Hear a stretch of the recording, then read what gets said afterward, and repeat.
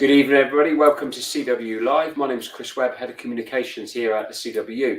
Delighted to welcome you to a very special session today as we celebrate International Women's Day. Right across the Union, we've seen some fantastic images of our women members getting out there and showing just why they're proud to be part of the CW. We've got a great show in line for you tonight. We're going to be hearing, if we can, Tech allowing us from Cardiff, live from our Head of Education, Equality and Development, Kate Hudson, and her team over there. We also got some brilliant studio guests and delighted to be joined initially by our NEC members, Michelle and Jean. Hi, guys. How are you doing? Hi, nice. Nice to have you both with us. But what we're going to do is we're going to also be inviting you as audience to get involved in the session. So please, if you're watching, let us know where you're watching from.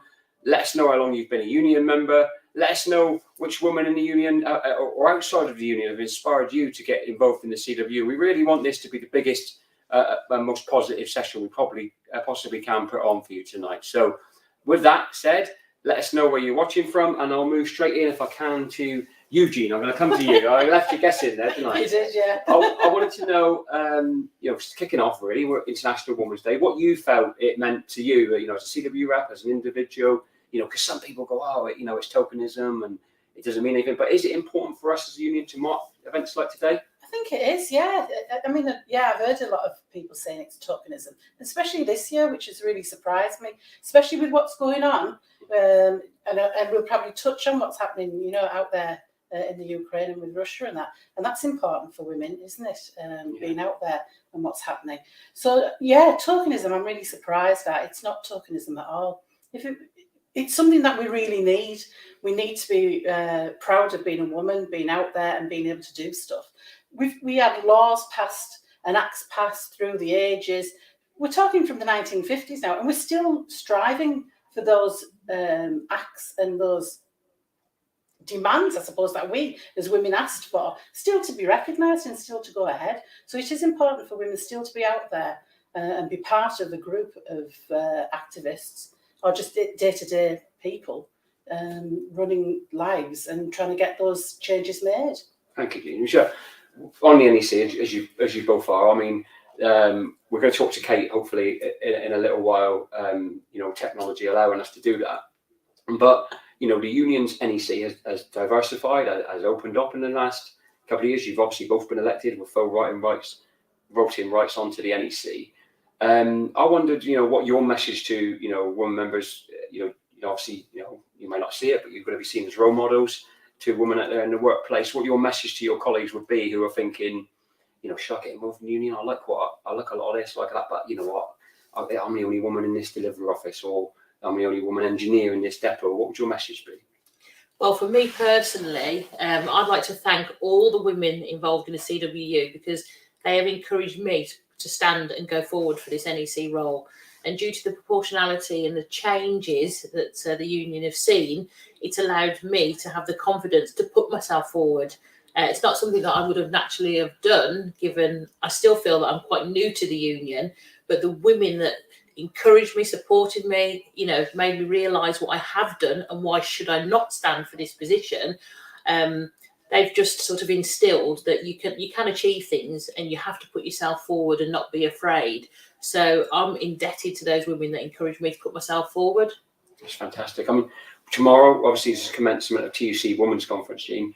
That's why we're here tonight. It was brilliant that we've got an opportunity to get you all together, and we're going to hear from some of the other delegates and some of the newer delegates as well. Follow up from my first question to you, really, around people's perception of the events that we undertake.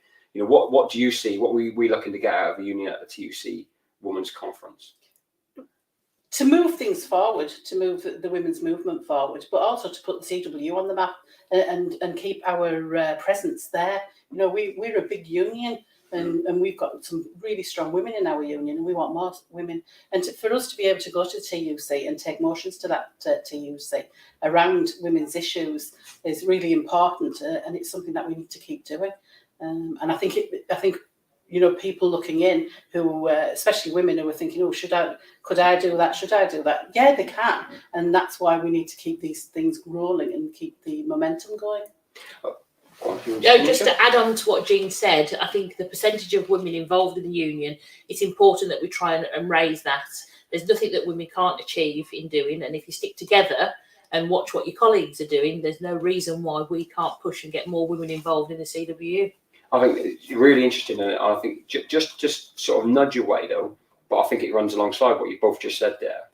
And one of the things I've personally been conscious of, particularly in the last couple of years, is the sort of role that males can play in being allies for our women members. You know, and the sort of things, after the aftermath of the Sarah Everard, murder, and some of the horrific things and horrific treatment of women here in the UK and across the world. What would your message from both of you first, Jean, be to male members? In terms of their role they have to play in challenging injustices for our women members. Well, I think that's just it, isn't it? They have to challenge. If they see something going on, to step in and do that. A lot of people walk on by, not just, and that's metaphorically as well, not just on the street. They'll just walk on by and ignore that. If you see a woman at work who's struggling, help them. That woman isn't going to turn around and not ask for that help, not want that help, but they may be afraid to ask for it. And I think that's really important, that men still do that sort of thing and take a proactive approach to helping and also supporting what we're actually doing. And I think that's important as well, to support us as well as ask if we need that help.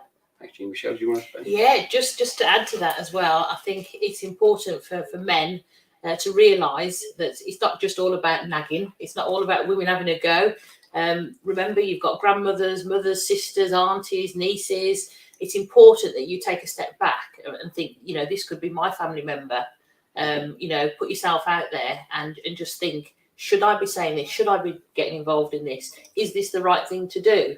And I think it's important that men support women's rights, women's works, ask questions on our behalf, speak up on our behalf, because yes, it is a man's world to a certain extent, but we need men to be speaking up on women's issues just as much as we are trying to support that cause. I was watching today on social media, I don't know if you've had a chance to see it, there was a Twitter account that's been created, and it's about the gender pay gap. And basically today it attacks, so every company, as the union did, obviously, we're coming out and saying Happy International Women's Day. Lots of companies saying Happy International Women's Day to all of our brilliant staff, etc. And this Twitter account was tweeting every single one saying your pay gap, your gender pay differential is X. Your gender, and it's going absolutely viral. It's got like hundreds of thousands of followers, thousands and thousands of retweets. And one thing that struck me when I was watching that was, over the years, speaking to, women in my branch, back in the branch, and now, across all levels of the union now, is there's almost been a sort of an approach which is like, well, this is the set of circumstances, like, so this is how the union runs, for example, to you, yeah? Or this is how the company runs for an employer. These are the rules of engagement, this is how you get on, etc., etc. And I see stuff like that on Twitter today.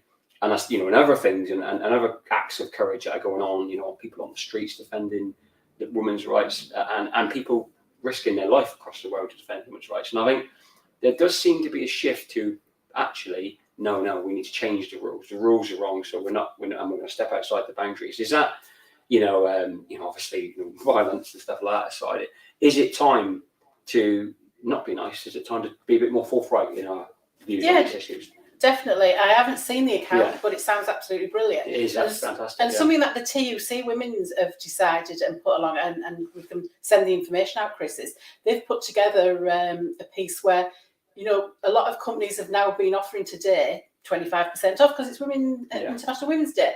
And we're asking people to email those companies and say, yeah, but what actually do you do for your women? Do you have flexible working? Do you have maternity rights? And see if we get answers back from that, and you can feed those in. And I think that's important.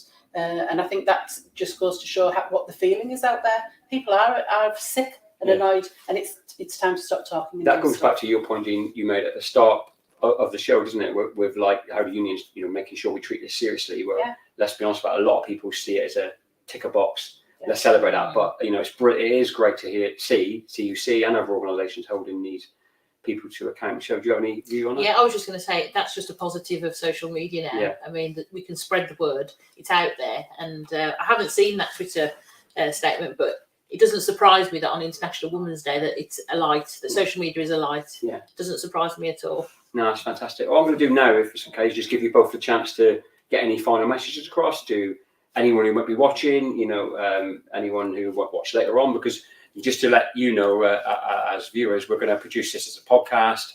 We're going to get, obviously it's going out live to you now, and it'll be available on Catch Up as well. So I'll give you both a chance, Jean, if it can come to you first. Yeah, I would just like to say, if you're interested, if you're a woman, if you're out there, well, even if you're a male, if you're a woman, especially though, and you're interested in becoming a rep, or even interested in what we do and want to know more, just get in touch. And there's all that support out there, nationally, locally, your branch, your regional. You've got regional women's reps out there for each region. We'll help. If you want the help, give us a shout. We're there. And I would just personally say, come along, that you've got nothing to be scared of, get involved, come and see what we do. I still class myself as very new to the union family, and it is a family. So please, if you're really interested, get involved. Right, firstly, to say to both of you two, you had the pressure of opening the show. I think you've done a fantastic job, and I think everyone would agree with that. So thank you to you two. We're going to try now, I believe, technology allowing us to go to Kate in Cardiff. Kate, are you there? Hi, Chris. Yeah, we've got you, and you seem to have gathered some friends, Kate. What's going on there? It's International Women's Day. I'm surrounded by strong women. We're in Cardiff now. We're out and about again. We've been together today and tomorrow with our regional ULRs, and I sat around the table today and thought, these strong women, these amazing women that are out there pushing education at every level of the CW have got to join us on this call this evening. So here we are, Chris. Let's have some introductions then. Come on, because we need to know who's on the screen with you, what they get up to, and I can fire some questions your way. Right. So first of all, I have to do it because it's all great. So first of all, I'm going to go to Kim, who is an extension of my team over there in Wales and runs the Wales ULF project for us and does an absolutely fantastic job. So Kim also works with Jan, who's a new regional ULR lead, education lead in Wales, and has got some really good plans moving forward, which we've been talking about today, and really wants to bring education and training on the map out in Wales. And then further along, we've got, sorry. I've got so many names. We've got Bev from North East. It's been a long day, Chris. We've got Bev from North East, who again has been talking about the initiatives that they've been working on with Trish, another great female woman from the North East, and some of the work that they've been doing through COVID and making sure that education and training continues to happen. So yeah, it's been a good meeting today, and they are really strong women with some good ideas and motivation for the union. Thanks, Kate. So yeah, I'm going to come to you if I can first, and then I think we'll put some education and training questions across to the panel, because I think it is. Listening to Michelle and Jean there, it struck me that giving confidence and the value of education is massive in this debate as we move forward as a union. So if I could put to you first, though, we've got the delegation down here, Kate, who are with us to a TUC Women's Conference, which commences tomorrow. What are the priorities for you as obviously national officer? What are you looking for from the conference, and what will the CWU be pushing on the day?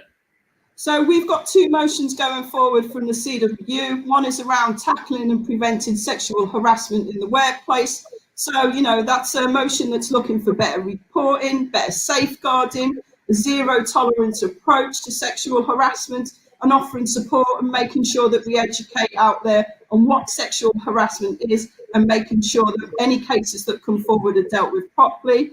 And our other CW motion is around a new deal for workers, supporting women at work, which is around opportunities for women. Women are still not equal. Women are more likely to have caring responsibilities. We want more flexibility at work for women. And the fact is, we still have a high level of boardrooms, and let's be honest, trade unions where women are still not represented at a high level. So there are two CW motions that we're pushing forward.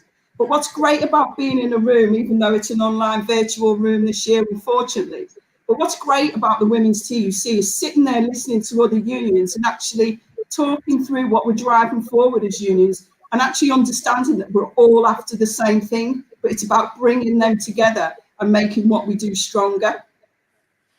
Thanks, Kate. I want to. I'll come to the panel now, and what I'll do to save you fighting over the questions is I'll just throw them out there, and hopefully all of you will be able to sort of come in as you feel confident to do so. And the first thing I thought is, obviously the ULR being on the call was really useful because, you know, if you're sort of a woman member watching today and wondering how you get involved, it's just an example of the wide variety of roles that the union has. You know, you don't have to be, you can be if you want to be the workplace rep, but there's the women's officers, the equality officers, you know, and obviously ULR is another option. And I wondered, you know, if you as a panel would have a message to people who are sitting watching the show tonight going, do you know what, I'm quite interested in this, and, you know, I wouldn't mind having a go. Yeah, I would love to encourage all women to get involved with the CWU. Since becoming a ULR, I've just gained so much confidence. It's brought me out of my shell, because through the CWU, I've become the regional ULR lead. I'm a CWU tutor for Adult Learning Wales. I'm a mental health First Aid England tutor. I've stood up in conference, at branch meetings. I've travelled the country, and I've met so many lifelong friends as well as CWU colleagues. That is something I would never ever have done on my own without that support from the CWU and you know, all that CWU family around me. So one of the things to sort of throw back then, sort of in that sort of educational point of view, would be like, how do I find out, or a woman member find out more about the structures of the union? Because I think sometimes we're so structure heavy that, you know, we can be an intimidating beast in terms of, like, you know, we've got obviously the general secretary, we've got the national executive, we've got our officers, we've got regions, divisions, if you're in Royal Mail, territorial reps, and it sometimes can maybe come across as a little bit overbearing. But how can we go about chucking out to the panel, just simplifying and giving people that point of entry to the union, and then giving them a bit more knowledge about all of our structures? So if I can come in on that, Chris, one of the things that we've started working on, and if you haven't looked at it, I would say to any members out there who may want to become interested, is go on to CW Unlock, where we've tried to break down some of the unknowns, some of what people may see as barriers to the CW and getting involved. So actually breaking down standing in an election, what it is to write an election address and helping you to do that. Unbreaking, you know, the structures, exactly what you've just been saying, and the different roles that you can go in for. And again, that's one of the things that we'll be talking about with the ULRs tomorrow, around making sure that we start adding into Unlock education and how we can move forward. And again, I would again say to any women members, to any members who are watching this, that CW education is for members as well. And this is exactly what, you know, the women sitting next to me do. They provide new opportunities, upskilling and learning opportunities in the workplace to our members every day. And that's absolutely vital for giving people a chance to better themselves and move forward. And hopefully once they step into that, they'll move forward into the CW as well and take on further opportunities. Thank you, Kate. So just that reminder to everyone, this bit of the show where we say, you know, maybe we call it the adverts, where we say, if you like what we're saying, you like what you're hearing, and make sure you hit the like button, tag your colleagues, share the post, and also let us know where you're watching from, and we'll get those comments up on screen. If I can come back to you now, to the whole panel, actually, Kate, maybe this is one that everyone could have a word on. I want to touch on the issue of role models and the importance, and maybe people could give a word or two on who's inspired them to come through the union, whether that be inside the union or out, and the importance of people. I mean, I'm sitting with two role models right now here in the union, and we've just had Michelle and Jeannie here as well, and we've got more brilliant women to come, and obviously yourselves on the panel are fantastic as well. But I wondered who might have inspired you and why that was so important on your journey. Yeah, I mean, are we name dropping? You can. Yeah, Trish Follins and Linda Roy, my role models. Linda Roy took me to the first women's conference, really interesting. And then I've been involved with Trish on the learning agenda, and she sort of like encouraged me to take on the role of the executive lead. So yeah, they're my role models. Brilliant. Anyone else? Yeah, I would say who started me is Kim, and I've tried to follow as much in her shoes, and she's developed me along the way. Another one I think is so inspirational that we listened to at a ULR event in Ireland was May Blood. And, you know, for anybody that hasn't read her book, read her book, because it is actually amazing, her journey, you know, through union. So, yeah, she was very inspirational for me. Fantastic. Go on then, Kim, will you laugh? Last but not least, Definitely. it was actually Karen Rhodes that inspired me. She was chairing our branch, and we needed a workplace rep, and she came in and explained the situation to me, what I'd be doing. I did that, and I started doing some courses, some CW courses at Alverscott. Thoroughly enjoyed them, and gradually worked my way up to secretary of the clerical section that we had. And then I was lucky enough for this role to come along, and I've been doing that ever since, and it's thoroughly enjoyable. That's brilliant. Kate, if I can come back to you now, just for a second, really, on a slightly linked, it's something I picked up with Michelle and with Jean earlier on, was the issue of male allyship. And, you know, I'm certainly feeling, and we've talked about this a little bit, and I talked to Dave about it quite often, that, you know, there feels like that there is a movement and a moment in society where, you know, we can't just keep saying, oh, well, what women need to do is this, what women need to do that. There has to be, men need to enact change in the way we go about things, in the way we see things, in the way we support our women colleagues, you know, not just colleagues, families, friends, and everyone in walk of life.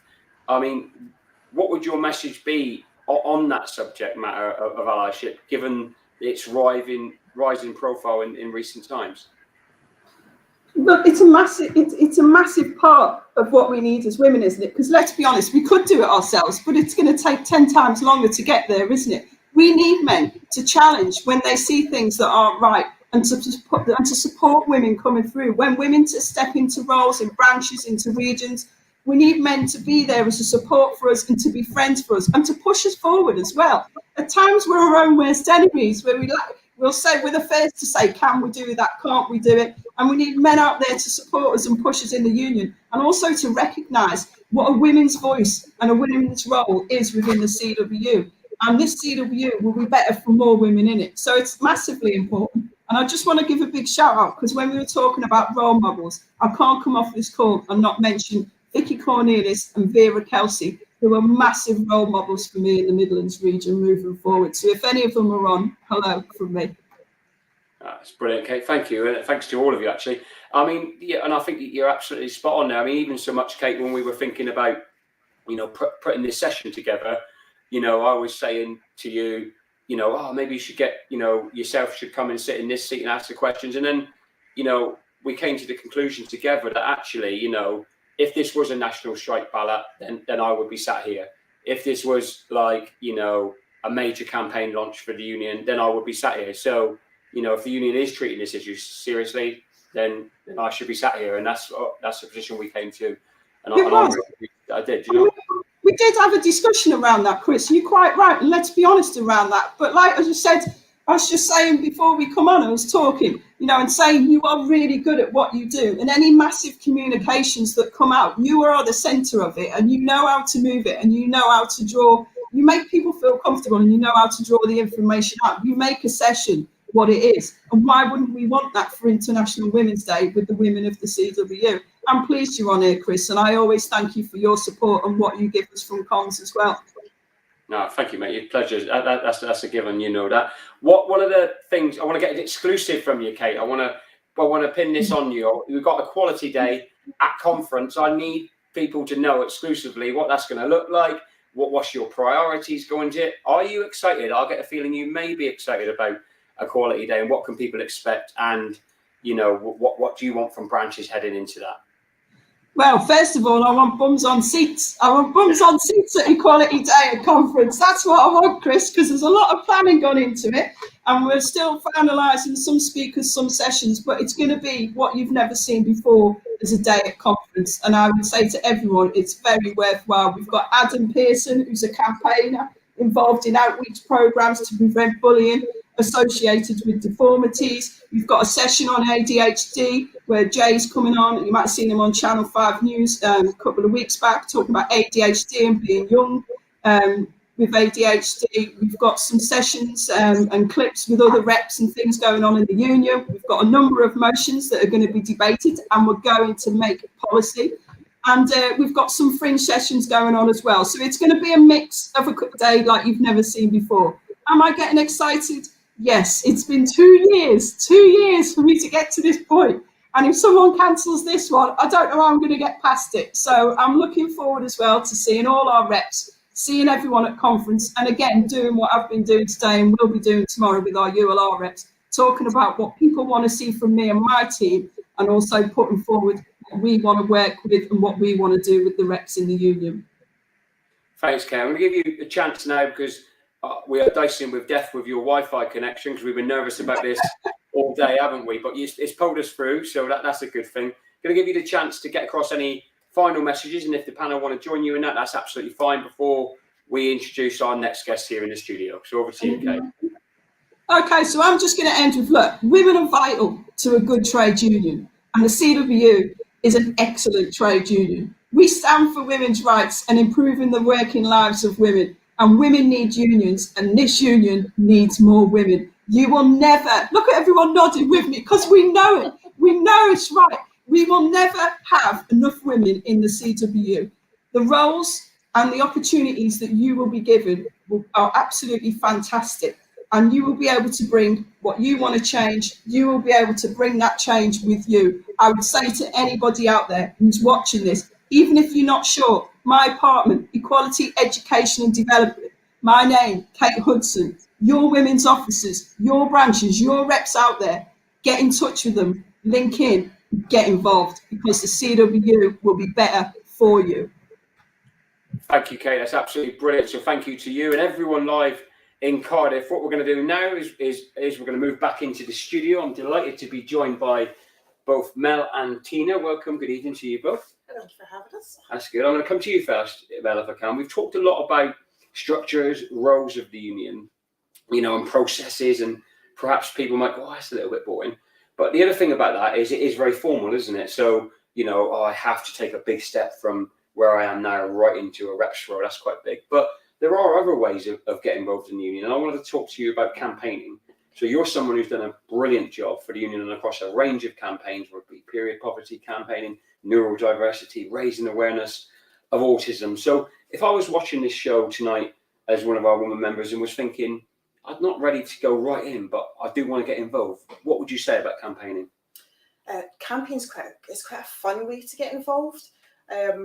It lets you see a different side of things, and it's not necessarily just about like ACAS rules and regulations or health and safety, and you know the kind of the kind of all the wee bits that you get, and they sometimes scare people to get involved with it. The first campaign that I was involved with was an agency campaign, which was closing the loopholes, and it was nice just getting out and speaking to different people. But the period poverty one, that was probably the first big one that I got involved with, that I've really seen it through to the end, and I've seen the difference it could make to people. So it was following the Monica Lennon bill in Scotland around how period products are a luxury item and we should pay tax on them. And I remember reading about it and going, well, why should we? And I started questioning it. And then bit by bit, I spoke to a branch secretary and I said I wanted to put in a motion to conference, and I was wanting to try and get it that we could get sanitary provision provided to the workforce. So I worked for BT, and I basically done that. It was one sentence I wrote about having provision in every building. And the branch sat down and we spoke about how it might not be feasible for every single building, given how many exchanges and small buildings that aren't necessarily manned that BT have. So we're very lucky. We've got an amazing woman, Joyce Stevenson, in our branch, who's on our standing orders, and she's great for changing things, and she helped us write it in a way that it could go through to conference and make it onto the agenda. And thankfully, even by the time we'd got to conference, BT had seen it and had already said they would trial it, and they did, and it was successful, and it then got rolled out everywhere. We're just waiting for Royal Mail to catch up with us now on that one. But it's really nice, and it was really... there was I was swelled with pride when it first came out. Even just like the trial part of it, to be taken seriously, that something that could actually make such a difference to so many women out there, it's amazing. It really is. It's fantastic. And I think one of the things is it's also, as well as being fantastic, it's just such a good example of some people wouldn't see that as a union issue. Yeah. Does that make sense? And then you've taken that, and it absolutely is a union issue, and you've gone out and won it. So well done. We're going to talk a little bit more about that as we get through the session. Tina, you obviously are a branch women's officer.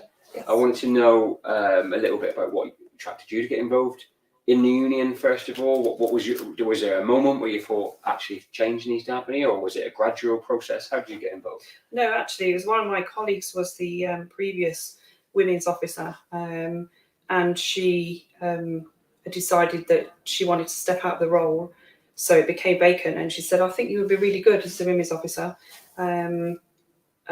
So she nominated me and put me forward, and I got the position. So it was thanks to a colleague, really.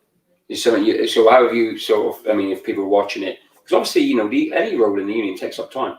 There's no point like pretending that isn't the case. And obviously, with the disproportionate impact of children on women versus men in terms of time, stereotypically that is, then, you might be going, I haven't got time to get involved. But, is it something that is manageable? Something for both of you, really, starting with you, Tina? Yeah, I mean, I'm quite fortunate. My children are a little bit more grown up, so I suppose it's easier for me. The only thing bugbear about being the women's officer is we don't get release time. Yeah. So things that we do have to arrange or try and sort out, we have to do it in our own time. But then there's the regular meetings, so it's also nice to catch up with other women's officers in the region. But time-wise, it's okay for me at that Mel. It's a bit more difficult for me.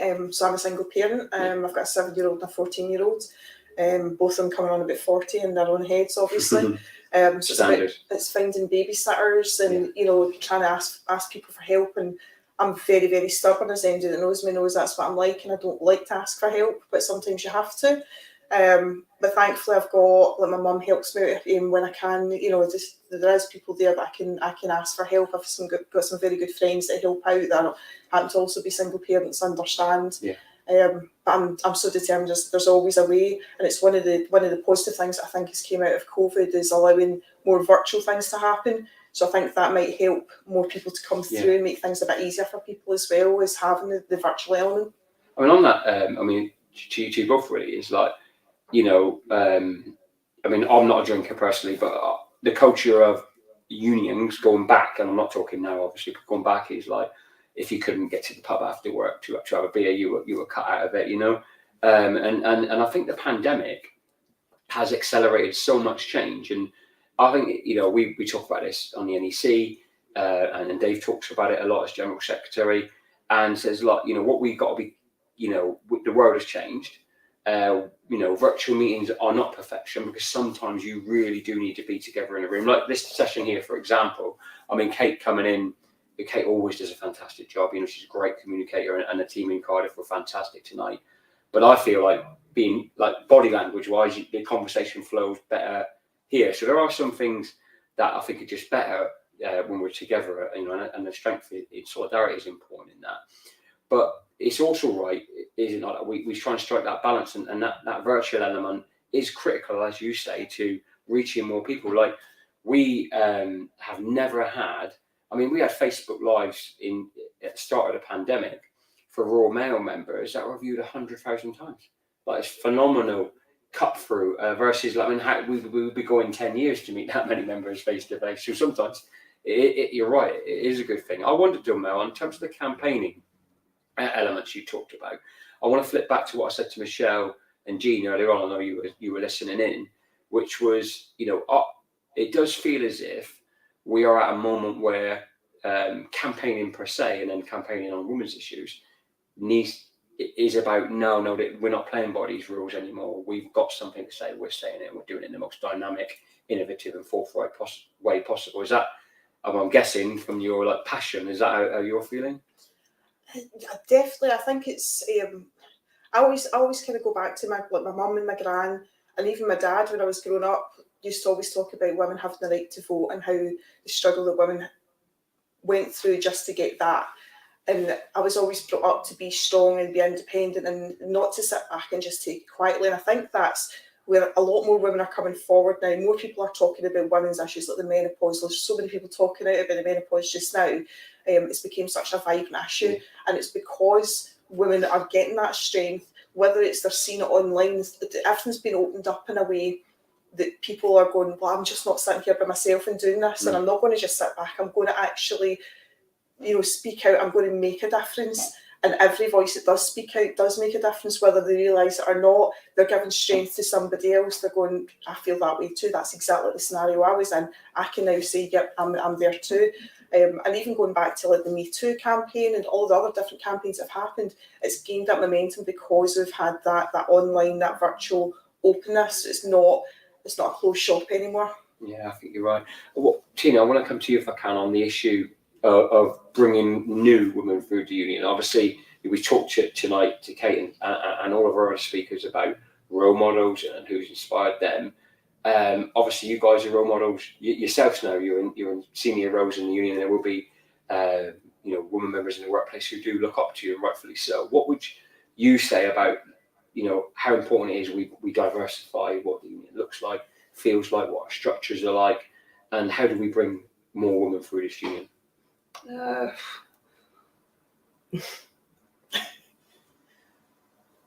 a bit stumped. That's okay. No, that's fine. I mean, for example, like how have you felt coming through the union? What's been your sort of experience? Is there anything you thought I could have done with a bit of a hand there, or could have done with a course that on that issue, or that would have helped? Is there anything like you folks been lacking from your journey that perhaps you can identify and say, do you know what, I'd want someone to have that? I don't know really. I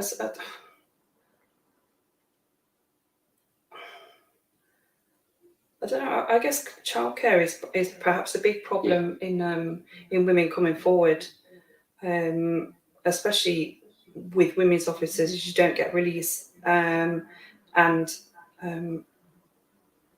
don't know if maybe if my children had been smaller, perhaps that might have been something that would have helped a lot. I think that point is really, really good from you there, because I think it is a huge issue. It's not one we should shy away from. I mean, you talked about that, didn't you? Yourself being a massive issue, and I think even in this last 2 years, like the introduction of more virtual content means that's just a little bit more accessible, and it's just about, I think, the subconscious of the whole union thinking about that stuff a little bit more. I'm going to give you both a chance, if I can, starting with you, Matt, to just give a final message to anyone watching, our members, people who may be really interested in this session. As I said earlier on, it's going out on my podcast tomorrow, and it's obviously available for catch up straight after the show. So there's going to be a lot of people watching, listening via various means. Any sort of final points you want to get across? I think don't take anything for granted. There's too many people that sit in the workplace and just think this is how it is. Speak up, question things. If you're not sure or you want to find out more, speak to your local branch, speak to the local rep, look at the union website. There's loads of courses that are available there that can help people come through in different ways and educate themselves. And I think education is the key, really.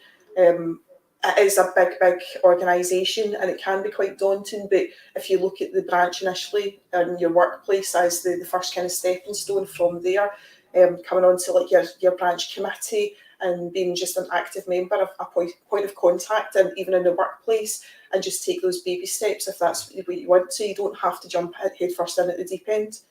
I think that's such a powerful one. I think that goes for anyone looking to get involved in the union. I think that's really good advice, because I think the union can sometimes be like a huge structural, like intimidating beast. Can it? Tina, any final thoughts from yourself?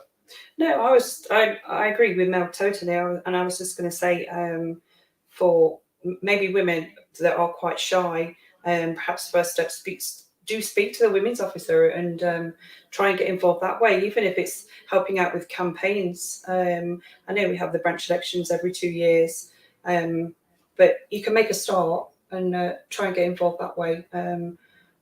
Just trying to get involved in any way you can, really. That's fantastic. So thank you to both of you. I think that's been absolutely brilliant. So we're going to now move on, if we can, to the last of our segments. But whilst we have a little bit of a reset on the cameras, and we get everything going. Just a couple of important messages to get across to you all. So number one is this month, March, is Grow the Union month. So it's absolutely massive for us as a trade union. So what we're saying to everybody watching, all of our and listening, and all of our members is, please, you are the union. It's critical. If you can get out there and recruit somebody this month, then it's make a massive difference to us as a trade union. It really, really would. So keep a look on the union's Facebook, social media pages, website, etc., and get involved on the content, because it's on the campaign side, because it is an important one for us.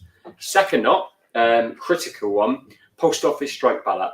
At what time are we? In 20 minutes, we're going to be live to post office members via a big Zoom meeting, where we're going to be telling them that ballot papers are landing across the country tomorrow. It's crucial that people vote, and they vote yes in that election. So if you are in a branch, you're a branch official, or someone that works in the post office, please get into them and encourage them to vote yes.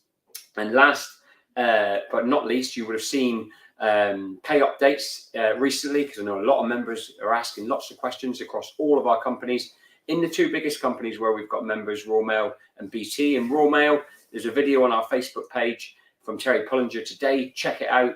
And next week, Andy Kerr will be holding a forum with BT branches to discuss the issue of BT pay. And after that, we'll be updating you on that issue as well. So lots going on right throughout the union. But right now, I am delighted to be joined by our next lot of guests. So I'm going to introduce you all. Got NEC rep Andrew. Andrew, you okay? I'm good, thank you. We have got Western Counties, my neighbouring branch, which is good. A Women's Officer, Kaylee, how are you doing? I'm all right, thank you. And we've got Rachel from the Bristol and District branch. We've got an overload of what we've got now is an overload of West Country accents, which can never be a bad thing. And a little bit of South London, but yeah, we'll forget about that. Yeah. Welcome to you all. So I'll start with you, if I can, Kaylee. I want to ask you a little bit about your role, how you got into it, and what made you think, I want to get involved in CW. Well, actually, I was encouraged by another rep who, funny enough, was a male. Yeah. I think there was a position available, and they were encouraging that they needed to fill the gaps up. So they mentioned it to me because I'm quite loud within my workplace. You generally know when I'm there. And I kind of went home and I thought, can I do this? Have I got that kind of confidence? And my husband was like, well, give it a go, because you'll never know otherwise. And I was panicking, and I was like, all right, fine. I'll give it a go. But I found that actually the support you get is amazing. I mean, obviously, Rachel, she supports me a lot. And the union reps that I've met along the way have just kind of given me that opportunity to feel more confident. Because when I started, I was like, I don't do public speaking. I just make a noise in the workplace, and that's about the best I can do.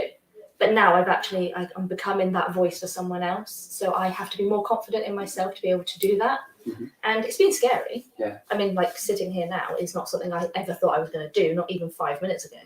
But here I am.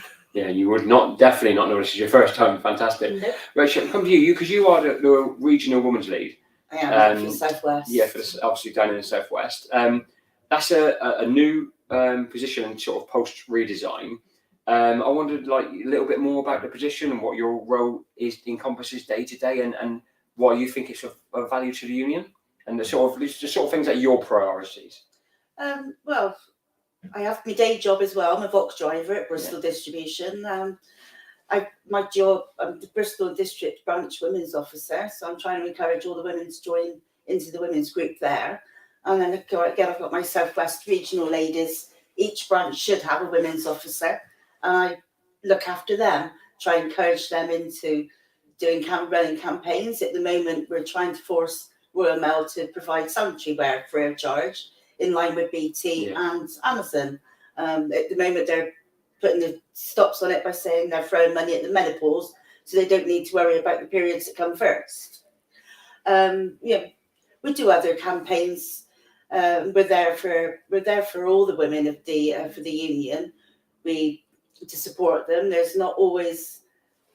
Sometimes the ladies do not want to discuss their issues with a male rep, so we're there, and I travel the region supporting the ladies and encouraging them. But what we do need is more of the youngsters, our young ladies, to come through, because we're not getting any younger.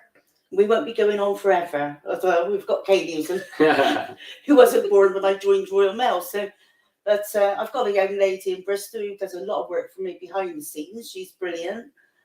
Just because, you know, I know a lot of women are put off because they think, I'm only part-time. Yeah. I've got childcare issues. Again, like Mel, I'm a single mother. I solved mine by sending my son to uni and my daughter to Royal Mail to work. She follows me around in her Sprinter.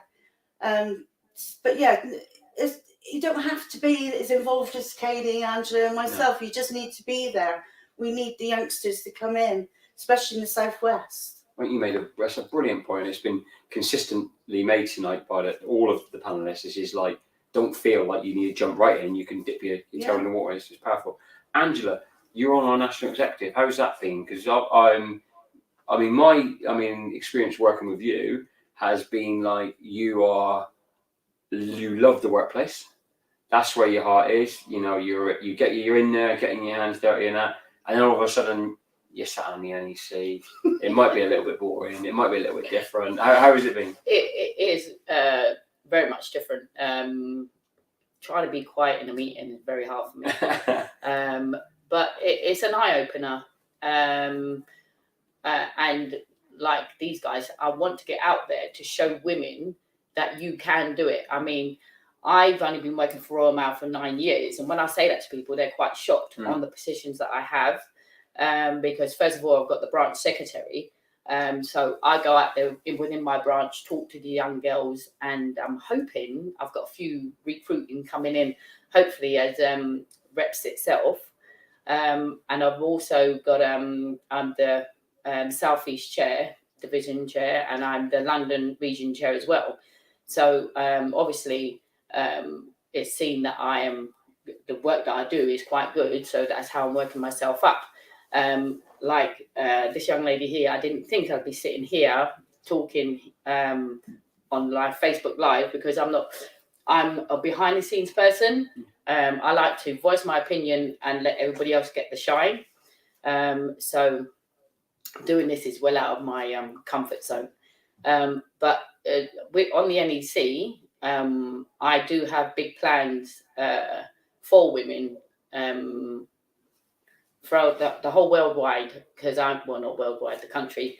I do want to go out to different offices, explain to women, you know, we do need to have a stronger voice to say, in my case, a louder voice, for us women in the union, in the workplace, because like Sheila said, women don't want to tell their personal things to the male dominated areas, and I've had a few that, you know, do whisper in my ear certain stuff that they wouldn't tell their male reps.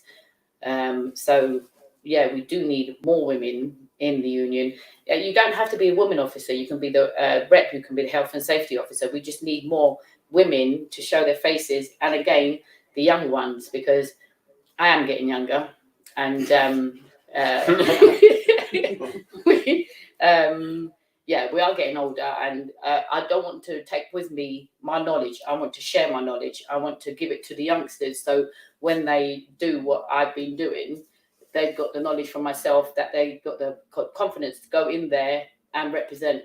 And well, also, if I can just put in there, it's their union, it's their future that they've got to create. Yeah, it's annoying when people say, "Oh, we're the union," and they're talking about the reps. It's not the reps. Our members, everybody, we're all the union, and we all have to get together as one. So us women, we do have to have a stronger, louder voice. Move it forward. One of the things I think you've all touched on, actually, I mean, I feel as if I should come back, is you know, this isn't natural for you, what we're here doing tonight live to the members on Facebook, and obviously it'll be picked up tomorrow on podcast as well. One thing I would say, sitting in from my position, is every single woman, both here in the studio tonight and live from Cardiff, has done a fantastic job, and I think you've all, credit to the union. So thank you to all of you. I'm going to come, Kaylee and Rachel, back to you, because both of you work in whichever way we cut it, a male-dominated job and role, yeah. And you know, you've done so for a long time, particularly in your case. Rachel, senior, yeah, 33 years. Yeah. As my senior man in Plymouth would have said to me a long time ago, your ink's not dry on your contract. No, but I wanted to sort of you both have a lot of experience in the workplace around, you know, how women's issues are seen, thought of, dealt with. Yeah, what would your message be? I want to touch on to other women, because I think you've covered that really well. What would your message be coming to you first, Kelly, to your male colleagues in the office? What more can they do to support you and other women in your office and wider? See, I think for me, I found that most of the men I work with are quite supportive. I think it all depends where you work. I've been quite lucky. I mean, there's been issues in other offices, and I know they get a lot of issues. But the people I work with, the men I work with, are quite good. There are this select few who will make a little comment and a little dig. And at the end of the day, we're all doing the same job. Yeah. I've got to walk just as many miles as you've got to walk. I've got to carry just as many packets you've got to carry. So I don't understand why there's got to be a divide. At the end of the day, we're all human, whether you're male, female, no matter what colour or where you come from. At the end of the day, we're doing the same thing. So I just feel that men need to just have that little bit more. That I think the problem is they believe we're trying to be better than them. Women in the union are there to make women more than they are. At the end of the day, all we want is actually to be equal. Yeah. So just treat us as equals, and we'll treat you the same back. If you try and put us down, we're just going to keep coming back and keep fighting, especially that one. Maybe all of you. Rachel, any sort of thoughts on that issue from yourself? I think we just got to remember there's more and more women coming into distribution now and onto network. But I think the men have got to remember, yes, be supportive towards the women, but watch their language. It's the culture of the old school boys, the sexual harassment statements that are coming in. I hear an awful lot of it still in the workplace, and it shouldn't be happening. No, it shouldn't. I mean, that funnily enough, that touches on to my point to you, question and contribution from you, Angela, if I can, which is you have done a tremendous amount of work to your credit in and around, you know, sexual harassment, violence, domestic abuse. And I wondered, you know, if you want to talk about that a little bit in terms of, you know, your role in the union and your role personally and what you've sort of been doing to raise awareness of that. And then I suppose an add-on to that would be, what more can the union be doing to raise awareness and raise knowledge that, right from, you know, everyday sexism right up to, you know, violence, how we need to, the steps we need to take as a union, as a society, wider than that, to bring an end to this. Where do I start? Right. I know that's a big question. I'm not expecting you to deliver the whole answer to that tonight, but just a thought, really. I know you're passionate, aren't you, about it? I am, and I do think, because obviously I'm Royal Mail as well, they're in a league of their own. I do think men need to have more empathy on female and the problems that female have, you know, menopause and stuff like that. As you say, with domestic violence, in my branch, we did have that young girl that got killed by her partner, and that was a big thing within my branch. And also, I did have a cousin that got killed by domestic violence. So I'm trying to get out there that it's got to be recognised by all. And funny enough, I've just done a jury service on domestic violence. And it wasn't the young lady that took the man to court. It was the queen, so to say, because it's out of her hands. Because when it comes to domestic violence, women don't want to speak up because they're frightened of maybe the repercussions, or, you know, they may get beaten again by the perpetrator. So I do feel that if, you know, I don't know whether it's prying onto women's private lives, but if a woman does come into the workplace and bruised up or whatever, she should be shown empathy by either the manager or her work colleagues. And if it is known, or she does say to them, you know, is her partner, whatever, I feel that it should be taken out of her hands and put in the other hands and something done about it. Well, that's my personal choice on that one, because, like I said, women are too frightened to speak out. Where in the workplace, which I do see and I do still hear of, I would say sexual abuse as well, within the workplace. You speak to these young ladies and it's like, I don't want nothing, I don't want my name on paper. I don't want to, sit in a room with that person. So it's very, very hard to get this out in the open because women are too frightened to speak up. So we as a women got to support each other. So, there is a case where I'm taking it out of people's hands and putting it in my own hands because I've actually been there as well. So I can actually write a report. And now these ladies are going to do something and write reports with no names on, but I'm the main person in it. And this is what's got to be done, that you don't have to be in the workplace and be abused and accept it, which it is being accepted. It's fantastic, passionate. So I'm going to give you, because we're right on time now, I'm going to give you all just a few seconds if I can. I'll come to you first, just to get any final points across to the members watching tonight. Okay, so all I really want to say to women is, if you feel that you can't make a difference, you can. I thought I was just going to be one person and that's it. But actually, when you're one person, then you've got Angela and you've got Rachel, and you collectively, we are huge. We do need more women, though. There aren't enough women, I feel. And I didn't even think I'd have the confidence to do it. So if I can do it, you definitely can do it. That's a good message. Rachel?